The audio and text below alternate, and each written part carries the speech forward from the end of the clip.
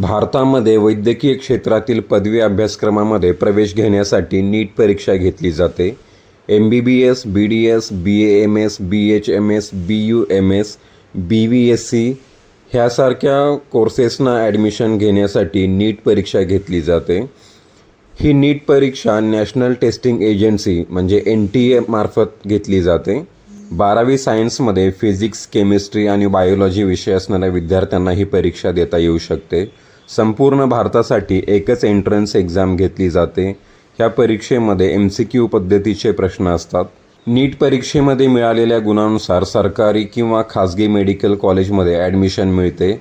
सरकारी MBBS सीटसाठी सामान्यतः खूप जास्त प्रमाणामध्ये गुण आवश्यक असतात.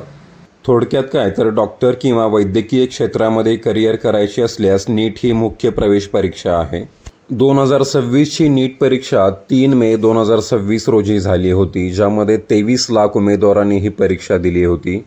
परीक्षा झाल्यापासून ह्या परीक्षेमध्ये गैरप्रकार झाल्याबाबत देशभरामध्ये चर्चा सुरू होत्या. पेपर फुटल्याबाबत देशभरामध्ये चर्चा सुरू होत्या.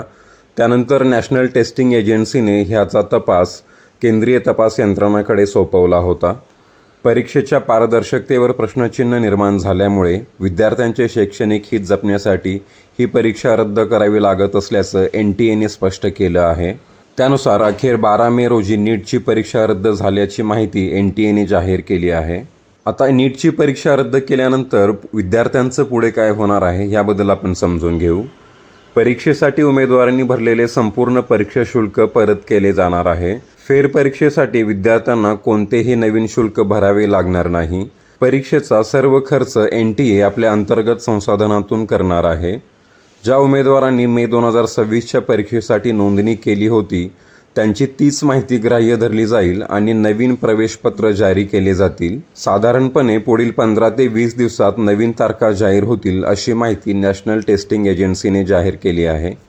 तर देशातील वैद्यकीय अभ्यासक्रमामध्ये प्रवेश घेण्यासाठीची ही अत्यंत महत्त्वाची परीक्षा आहे आणि ह्यामध्ये झालेला हा गैरप्रकार हा अतिशय धक्कादायक आहे.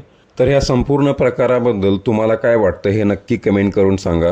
असेच माहितीपूर्ण व्हिडिओ तुमच्यापर्यंत पोहोचण्यासाठी आपल्या चॅनलला सबस्क्राईब करा.